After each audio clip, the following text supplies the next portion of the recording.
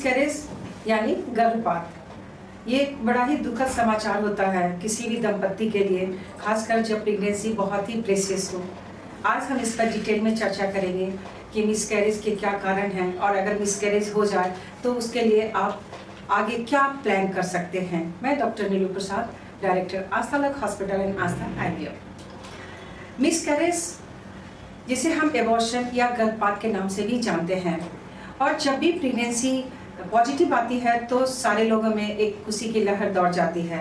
लेकिन जो ही मिसकैरेज के संकेत मिलते हैं, जैसे कि ब्लीडिंग हो जाना, अल्ट्रासाउंड में धड़कन का बंद हो जाना, एम्ब्रियो का जो ग्रोथ है उसका अरेस्ट हो जाना, तो ये सारी जो न्यूज़ होती है वो मरीज के लिए बड़ा ही कष्टदायी और दुखदायी होता है। तो फिर हम आज चर्चा करेंगे कि मिसकैरेज अगर होता है तो फिर उसके बाद आगे क्या प्लान होनी चाहिए। और ये सवाल हमारे सारे मरीज का होता है कि मैडम मिसकैरेज हो गया, अब आगे हमें कितना दिन के बाद प्रेगनेंसी को प्लान करना है, बीच में कितना दिन का जो हमें गैप रखना है, उस बीच मुझे क्या ट्रीटमेंट लेनी चाहिए। उसके बाद अगर प्रेगनेंसी पॉजिटिव फिर हो जाती है तो क्या ये घटना फिर से दोहराई जाएगी, या फिर प्रेगनेंसी के जो डिसकंटिन्यू या मिसकैरेज हुआ है तो उसमें शरीर पर भी तो बहुत बुरा असर पड़ा होगा, उसके शरीर पे हम क्या करें कि उसका बॉडी मेंटेन रहे। ऐसे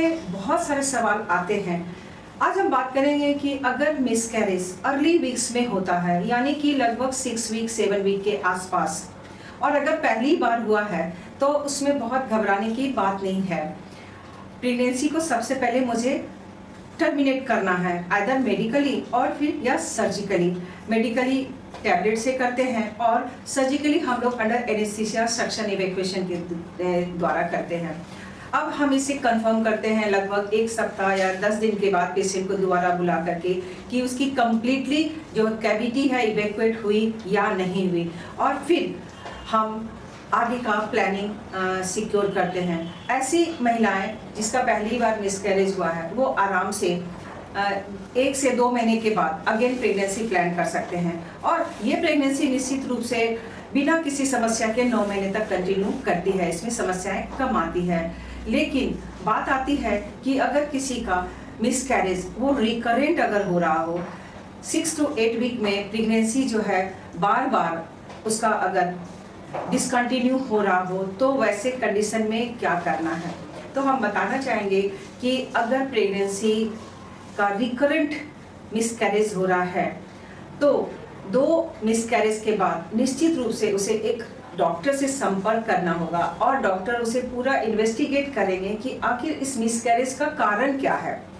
अल्ट्रासोनोग्राफी के द्वारा यूट्रस का जो एनाटॉमिकल सिचुएशंस होता है उसको हम लोग बारीकी से देखते हैं। उसके अलावा एम्ब्रियो का जो क्वालिटी है वो हम चेक तो नहीं कर पाते हैं, लेकिन हम कैरियोटाइपिंग के द्वारा या कुछ और जांच, स्पेशल जांच होते हैं, एप्ला टेस्ट होते हैं, और इन सारी जांच से हम ये पता कर सकते हैं कि जो हमारे एम्ब्रियो बने हैं वो उनकी क्वालिटी ही अच्छी नहीं है, और ऐसे कंडीशन में वो एम्ब्रियो इम्प्लांट तो हो जाते हैं नेचुरली, लेकिन वो ग्रो नहीं कर पाते हैं, और वो एक प्रॉपर 6 to 8 to 10 वीक्स में जाकर के उनका जो है ग्रोथ अरेस्ट हो जाता है और वो मिसकैरेज हो जाता है। और इसके लिए पूरे प्लान के साथ हमें नेक्स्ट प्रेगनेंसी के बारे में सोचना पड़ता है। बीच में कुछ गैप के बाद हम सब सारी रिपोर्ट को जज करते हैं, और उसके लिए जो प्रॉपर ट्रीटमेंट है उस ट्रीटमेंट को कंप्लीट करते हैं, और तब जाके प्रेगनेंसी को प्लान करते हैं।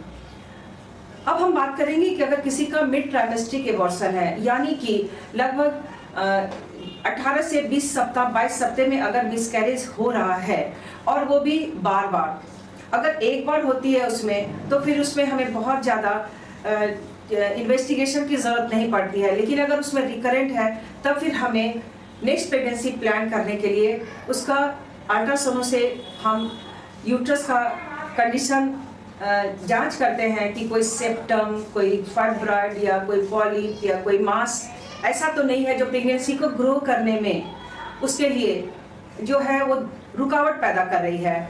उसको कंफर्म करने के बाद और हम कंफर्म करते हैं कि उनका सर्वाइकल जो कंडीशन है उसमें कोई तरह का लैक्सिटी या इनकॉम्पिटेंसी के फीचर्स आते हैं या नहीं प्रेगनेंसी में।